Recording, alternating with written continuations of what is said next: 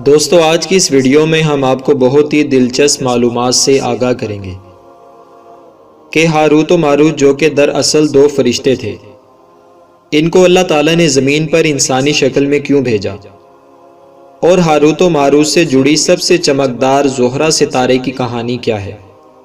یہ سب کچھ جاننے کے لیے ویڈیو کو مکمل سنیے گا۔ اگر آپ کو ہماری یہ دلچسپ ویڈیو پسند آئے تو اسے اپنے دوستوں تک شیئر ضرور کیجیے گا، اور نیچے لال بٹن کو دبا کر ہمارا چینل سبسکرائب کرنا نہ بھولیے گا۔ تو چلیے دوستو ویڈیو کو سنتے ہیں۔ دوستو اسم اعظم کا لفظ سب سے پہلے قصص القرآن میں چاہے بابل میں استعمال ہوا ہے۔ حضرت آدم علیہ السلام اور حضرت اماں حوا علیہ السلام کو جب زمین پر بھیجا گیا اور پھر نسل انسانی میں رفتہ رفتہ اضافہ ہونا شروع ہوا تو فرشتوں نے انسانوں کے گناہ دیکھتے ہوئے اللہ تعالیٰ کی بارگاہ میں توبہ کی اور کہا کہ یا باری تعالیٰ، یہ کیسے لوگ ہیں جنہیں تو نے اپنی زمین میں اپنا نائب بنایا، اور وہ قتل و غارت گری کرتے ہیں، زنا کرتے ہیں اور جھوٹ بولتے ہیں اور تیرے ساتھ شریک ٹھہراتے ہیں۔ اے اللہ، اگر تو ہمیں اپنی زمین میں نائب بنا کر بھیجتا تو ہم ہر حال میں تیری عبادت کرتے اور تیرے ساتھ کسی کو شریک نہ ٹھہراتے۔ اللہ تعالیٰ نے ان فرشتوں سے فرمایا کہ میں تمہیں اب زمین میں اتارتا ہوں، تم اپنے چند نمائندوں کو پیش کرو جو زمین پر جا کر وہاں کے حالات کا مشاہدہ کر سکیں۔ چنانچہ فرشتوں نے 3 فرشتوں کا ایک گروہ اللہ تعالیٰ کی بارگاہ میں پیش کیا جنہیں زمین پر بھیجا جانا تھا۔ جب یہ تینوں فرشتے اللہ تعالیٰ کی بارگاہ میں پیش ہوئے تو ایک فرشتے نے عاجزی کا اظہار کیا، جس کے بعد 2 فرشتے جن کے نام ہاروت اور ماروت منقول ہیں، انہیں اللہ تعالیٰ نے اسم اعظم سکھا کر ان میں نفسانی خواہشات پیدا فرما کر ملک بابل میں اتار دیا۔ ہاروت و ماروت بابل میں بادشاہ کے محل کے نزدیک ایک اجڑے ہوئے محل میں اتارے گئے۔ یہ اجڑا محل آسیب زدہ مشہور تھا اور اس سے بے شمار واقعات کو منسوب کیا جاتا تھا۔ ہاروت و ماروت جو کہ انسانی شکل میں اتارے گئے تھے، انہوں نے اپنا قیام اسی اجاڑ محل میں کیا۔ ہاروت و ماروت سارا دن شہر میں گھومتے رہتے اور رات اس محل میں آ کر قیام پذیر ہوتے۔ ہاروت و ماروت کو انسانی زندگی نہایت عجیب لگی کہ صبح ہوتے ہی ہر شخص اپنے پیٹ کی خاطر بھاگ دوڑ شروع کر دیتا۔ ہاروت و ماروت جس وقت بابل میں اترے اس وقت بابل پر شداد خاندان کی حکومت تھی۔ بادشاہ بت پرست تھا اور اس کی بے شمار بیویاں تھیں۔ بادشاہ کی اول بیوی سے ایک حسین و جمیل بیٹی تھی جس کے علاوہ بادشاہ کی اور کوئی اولاد نہ تھی۔ شہزادی کا نام بطروکا تھا جو اکثر و بیشتر بیمار رہتی۔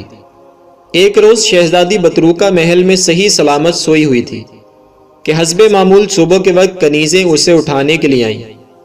جب انہوں نے بطروکا کے کمرے کا دروازہ کھٹکھٹایا تو اس نے دروازہ نہ کھولا۔ ان کنیزوں نے بادشاہ کو اطلاع دی کہ شہزادی اپنے کمرے کا دروازہ نہیں کھول رہی۔ بادشاہ نے اپنے وزراء کے مشورے سے شہزادی کے کمرے کا دروازہ توڑنے کا حکم دے دیا۔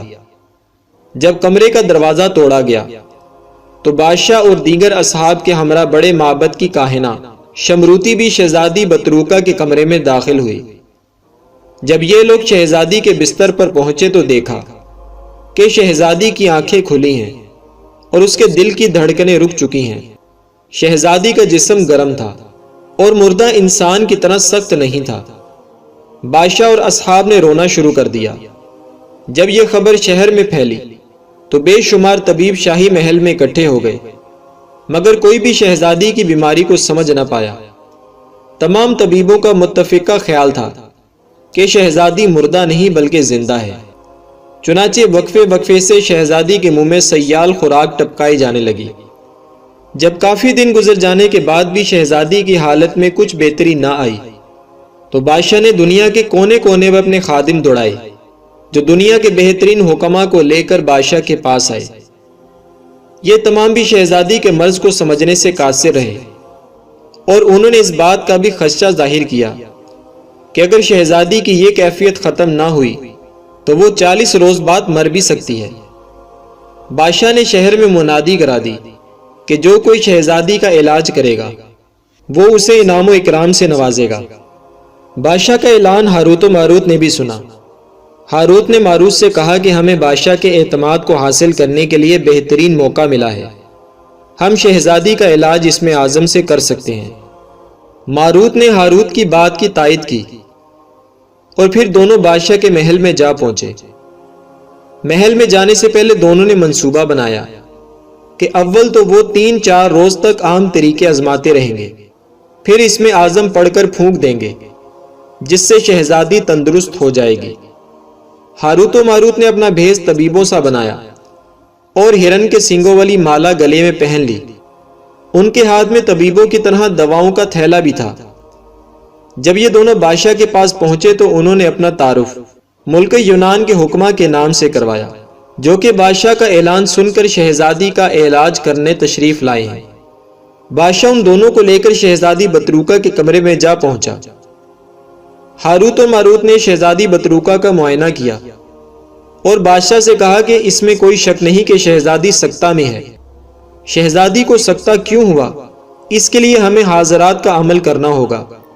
بادشاہ نے انہیں علاج کرنے کی اجازت دے دی تو دونوں نے بادشاہ کو عمل حاضرات سے متعلق کچھ چیزیں لکھ کر دیں جو انہیں مہیا کر دی گئیں۔ جب تمام چیزیں ہاروت اور ماروت کو مہیا کر دی گئیں تو انہوں نے محل کے ایک اندھیرے کمرے کا انتخاب کیا جہاں ایک بہت بڑی میز پر گول سب تھا۔ ہاروت اور ماروت نے اس کمرے کی تمام مشعلیں بجھا دیں اور کمرے میں عود و عنبر کی دھونی دے کر کمرے کو خوشبودار بنا دیا۔ جب کمرہ عمل کے لیے تیار ہو گیا تو دونوں نے عمل حاضرات کے کلمات دہرانا شروع کر دیے۔ جیسے ہی کلمات ادا ہوئے شیشہ روشن ہو گیا اور اس میں شہزادی بطروکا کی خوابگاہ دکھائی دینے لگی۔ اس طرح کہ شہزادی اپنے بستر پر سوئی ہوئی تھی اور اس کے دائیں جانب کا دریچہ کھلا ہوا تھا۔ اس دریچے میں سے جنگل کا منظر نمایاں نظر آ رہا تھا جس میں ایک بڑے سے درخت پر سیاہ رنگ کا ناگ پھن لہرائے بیٹھا تھا۔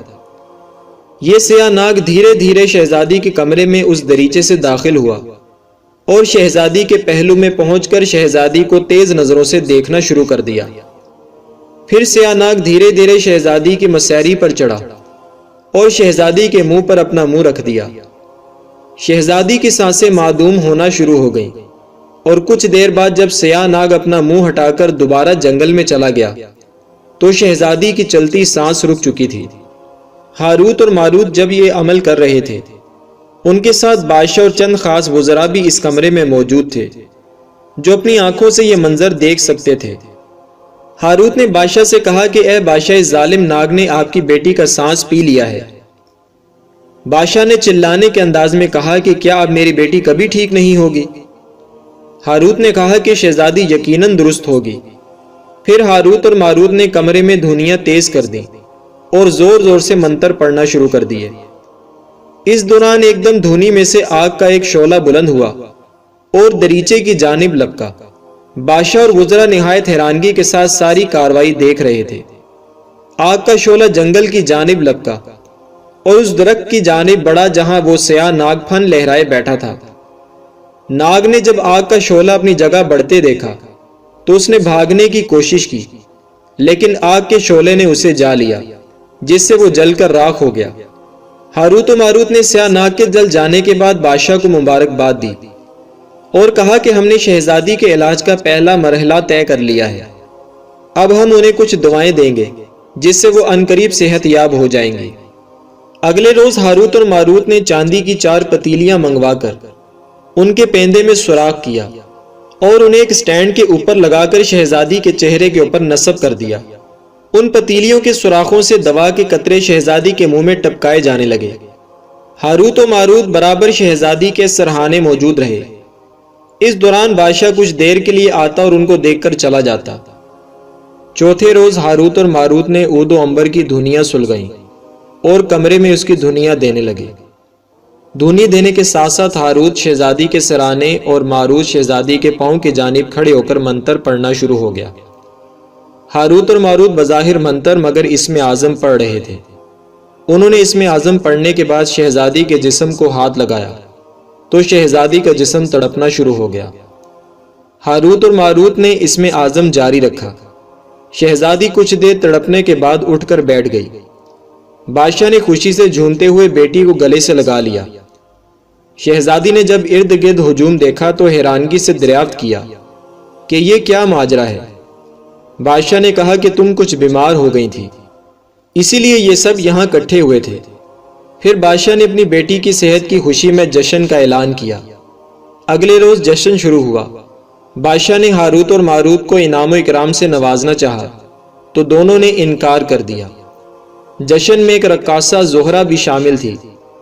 جب اس رقاصہ نے نیم عریاں لباس میں اپنا رقص شروع کیا تو ہاروت اور ماروت اس پر فرفتہ ہو گئے۔ ان دونوں نے مل کر منصوبہ بنانا شروع کر دیا کہ زہرہ کو کس طرح حاصل کیا جائے۔ بالآخر دونوں اس بات پر متفق ہوئے کہ زہرہ کی رہائش گاہ پر جا کر اس سے حال دل بیان کیا جائے۔ اپنے اس منصوبے کے مطابق دونوں اگلے روز زہرہ کی رہائش گاہ پر پہنچ گئے۔ زہرہ کے محل پر پہنچنے کے بعد دونوں نے دربان سے اپنا تعارف کرواتے ہوئے کہا کہ زہرہ کو اطلاع دو کہ ان کے دو پرستار ہاروت اور ماروت آئے ہیں۔ دربانوں نے زہرہ کو اطلاع دی تو اس نے ان دونوں کو پہچاننے سے انکار کر دیا۔ جب ان دونوں نے یہ اطلاع بھجوائی کہ یہ وہی دو طبیب ہیں جنہوں نے شہزادی کا علاج کیا ہے تو زہرہ نے ان دونوں کو محل میں بلا لیا۔ جب یہ زہرہ کے پاس پہنچے تو زہرہ بناؤ سنگار کرنے کے بعد ایک مسند پر نیند دراز تھی۔ اس کا حسن بے مثال تھا۔ ہاروت اور ماروت نے جب زہرہ کا یہ انداز دیکھا تو وہ پہلے سے بھی زیادہ فرفتہ ہو گئے۔ زہرہ نے ان کی خوب اوبھگت کی اور ان سے ان کے آنے کا مدعا دریافت کیا۔ پہلے تو دونوں بیان کرنے سے قاصر رہے، مگر جب زہرہ نے ان کا حوصلہ بڑھایا تو انہوں نے اس کے حسن کی تعریف کرتے ہوئے اس کے ساتھ کی خواہش کی۔ زہرہ نے ان کا مدعا سمجھتے ہوئے کہا کہ تم میرے ساتھ گناہ کرنا چاہتے ہو، لیکن وہ دونوں جواب میں اپنی بات کو بیان کرنے سے عاجز رہے۔ زہرہ نے ان دونوں سے کہا کہ میری بھی کچھ شرائط ہیں۔ ہاروت اور ماروت نے شرائط دریافت کی تو زہرہ اپنے محل کے اندر گئی اور پڑوسیوں کا ایک نو عمر لڑکا لے آئی۔ پھر ان سے کہا کہ میری پہلی شرط یہ ہے کہ تم لوگ خدا کی عبادت کرنا چھوڑ دو اور میری عبادت کرنا شروع کر دو۔ ہاروت اور ماروت نے کہا کہ ہم شرک کسی حالت میں نہیں کریں گے۔ زہرہ نے ہنس کر کہا کہ پھر میری صحبت مشکل ہے۔ اگر تم یہ نہیں کر سکتے تو جو لڑکا میں ابھی لے کر آئی تھی اسے بہلا پھسلا کر جنگل میں لے جاؤ اور قتل کر دو۔ ہاروت اور ماروت بولے کہ یہ بھی ہم سے نہیں ہوگا۔ زہرہ نے کہا کہ اگر ایسا بھی نہیں کر سکتے تو وہ اسم اعظم مجھے سکھا دو جسے پڑھ کر تم عرش پر جاتے ہو۔ ان دونوں نے کہا کہ اگر ہم نے ایسا کیا تو ہم بارگاہ الہی میں مردود کہلائیں گے۔ زہرہ نے کہا کہ تو پھر میرے محل سے نکل جاؤ اور اگلے ہفتے میری کچھ اور شرائط سننے کے لیے میرے محل میں آ جانا۔ اگر تم میری ان شرائط کو بھی نہ پورا کر سکے تو پھر تم مردود ہو جاؤ گے، کیونکہ میرا قرب اتنا آسان نہیں ہے۔ ہاروت اور ماروت نامراد زہرہ کے محل سے واپس لوٹ آئے۔ ایک ہفتے بعد جب وہ دونوں زہرہ کے بلاوے پر اس کے محل گئے تو زہرہ نے اپنی پہلے والی تمام شرائط پھر دہرائیں۔ دونوں نے ایک مرتبہ پھر انکار کر دیا۔ اس مرتبہ زہرہ نے انہیں محل سے نکالنے کی بجائے انہیں اپنے رقص والے کمرے میں لے آئی اور ان کے سامنے نیم عریاں رقص کرنا شروع کر دیا۔ ہاروت اور ماروت اس کے رقص میں مدہوش ہو گئے۔ اس دوران زہرہ کی خادمائیں آئیں اور شراب کے بھرے ہوئے جام ہاروت اور ماروت کے ہاتھوں میں تھما دیے۔ ہاروت اور ماروت نے شراب پینا شروع کر دی۔ خادمائیں مزید شراب لاتی رہیں اور وہ دونوں پیتے رہے، یہاں تک کہ شراب میں بدمست ہو گئے۔ زہرہ نے پڑوسیوں کے اس لڑکے کو بلوایا اور ان دونوں کو ایک خنجر دے کر کہا کہ وہ اس لڑکے کو جنگل میں لے جا کر ذبح کر دیں۔ ہاروت اور ماروت شراب کے نشے میں اپنے ہوش و حواس سے بیگانہ ہو چکے تھے۔ انہوں نے وہیں اس لڑکے پر حملہ کر دیا اور اس لڑکے کو ذبح کر ڈالا۔ لڑکے کو قتل کرنے کے بعد ہاروت اور ماروت نے زہرہ کے ساتھ گناہ کی خواہش ظاہر کی۔ زہرہ نے کہا کہ اول تو تم مجھے خدا مان کر سجدہ کرو۔ ہاروت اور ماروت نے نشے کی حالت میں زہرہ کو سجدہ کیا۔ زہرہ نے ان دونوں کو گناہ کی اجازت دی اور دونوں نشے میں دھت اس کے ساتھ گناہ کرتے رہے، حتیٰ کہ ساری رات گناہوں میں بسر ہوئی۔ صبح جب ان کا نشہ دور ہوا تو دونوں اپنے ان گناہوں پر بہت پچھتائے، لیکن اب کیا ہو سکتا تھا؟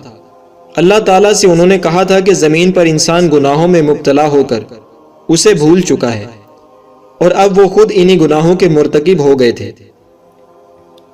انہوں نے اللہ تعالیٰ سے انسانوں کی نسبت نیک اعمال کا عہد کیا تھا اور اب وہ اپنے عہد کو توڑ چکے تھے۔ ہاروت نے ماروت سے کہا کہ ہمیں اپنے ان گناہوں کی سزا دنیا ہی میں بھگت لینی چاہیے، کیونکہ دنیا بالآخر ختم ہونے والی ہے جبکہ آخرت ہمیشہ کے لیے باقی رہنے والی ہے۔ ہاروت نے ماروت کی بات سن کر اقرار میں سر ہلایا۔ پھر دونوں نے اللہ تعالیٰ کی بارگاہ میں دعا کی کہ یا الہی ہمیں ہمارے گناہوں کی سزا دنیا ہی میں دے دے اور ہمارے حال پر رحم فرما۔ اللہ تعالیٰ نے ان کی دعا قبول فرماتے ہوئے انہیں بشارت دی کہ انہیں دنیا میں ہی سزا دے دی جائے گی۔ کچھ دیر بعد زہرہ کنیزوں کے ہمراہ ناشتہ لے کر آئی۔ زہرہ نے ہاروت اور ماروت سے کہا کہ تم شراب کے نشے میں میرے ساتھ گناہ کر چکے ہو اور مجھے سجدہ بھی کر چکے ہو اور اس لڑکے کو قتل بھی کر چکے ہو، اب تم دونوں مجھے اسم اعظم بھی سکھا دو۔ ہاروت اور ماروت نے انکار کیا تو زہرہ نے کہا کہ میں ابھی سب کو بتا دوں گی کہ تم نے اس لڑکے کو قتل کیا ہے اور شاہی جلاد تمہاری گردنیں اڑا دیں گے۔ ہاروت اور ماروت سمجھ گئے کہ وہ زہرہ کے جال میں پھنس چکے ہیں، اس لیے ناچار انہوں نے اسے اسم اعظم بھی سکھا دیا۔ زہرہ نے تنہائی میں جا کر اسم اعظم پڑھا تو خود کو عرش پر پایا۔ پھر جب اس نے عرش سے واپس زمین پر آنے کے لیے اسم اعظم پڑھا تو اسے کچھ بھی یاد نہ ہوا۔ روایت کے مطابق اس سے اسم اعظم سلب کر لیا گیا اور اسے ایک ستارہ بنا دیا گیا جو آسمان پر ہی مقید یعنی قید ہے اور ستارے کی شکل میں چکر لگاتی پھر رہی ہے اور تا قیامت اسی حالت میں رہے گی۔ زہرہ کی کنیزوں نے شہر کے کوتوال کو لڑکے کے قتل سے آگاہ کر دیا تاکہ الزام ان کے سر پر نہ آئے۔ کوتوالی شہر کے دریافت کرنے پر انہوں نے ہاروت اور ماروت دونوں کے نام بھی بتا دیے جنہوں نے اس لڑکے کو قتل کیا تھا۔ ہاروت اور ماروت کا مقدمہ کوتوال کی عدالت میں چلا اور انہوں نے وہاں حکومتی اہلکاروں پر یہ ظاہر نہ ہونے دیا کہ وہ دونوں ہی وہی طبیب ہیں جنہوں نے بادشاہ کی بیٹی کا علاج کیا تھا، کیونکہ وہ اپنے گناہوں کی سزا دنیا ہی میں چاہتے تھے۔ کوتوال نے دونوں کو چاہے بابل میں الٹا لٹکا دیا۔ جب دونوں کو چاہے بابل میں الٹا لٹکا دیا گیا تو غیب سے آواز آئی کہ اب تم دونوں قیامت تک اسی کنویں میں الٹے لٹکے رہو گے، اور پھر کنویں میں ان کے سر کے نیچے ایک آگ روشن ہو گئی جس کا دھواں ان کے منہ کے راستے داخل ہوتا ہے اور مقد سے نکلتا ہے۔ اللہ تعالیٰ نے ان دونوں فرشتوں کو قیامت تک کے لیے اس ہولناک عذاب میں مبتلا کر دیا۔ دوستو، آپ نے ہاروت اور ماروت کے واقعے کا مفہوم سنا، اور حقیقت حال اللہ تعالیٰ ہی بہتر جانتا ہے۔ بہرحال شریعت محمدیہ صلی اللہ علیہ وآلہ وسلم میں جادو ٹونا کرنا کروانا بالکل بھی جائز نہیں ہے، اور مسلمانوں کو قرآن و حدیث کے مطابق جائز کاموں کے لیے روحانی علاج کرنے اور کروانے کی اجازت ہے۔ دوستو، ویڈیو پسند آئے تو اسے لائک اور شیئر کریں اور ہمارا چینل سبسکرائب کرنا نہ بھولیے گا۔ شکریہ۔